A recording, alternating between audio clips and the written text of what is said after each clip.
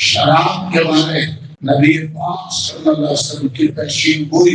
حضرت ابو مالک اشعری راوی ہیں. نبی پاک صلی اللہ علیہ وسلم ارشاد فرمایا. ابو اشعری کہتے ہیں مالک کہتے ہیں میں نے خوش ہوں.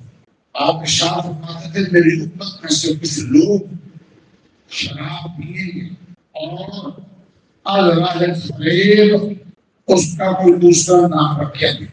سنن ابی داؤد سنن ابن ماجہ دو حدیث کی کتابوں میں حدیث میری امت کے کچھ لوگ شراب پیئیں گے اور شراب کا نام شراب نہیں کسی اور نام سے پی لے ہوں گے تو نام بدل دیں گے.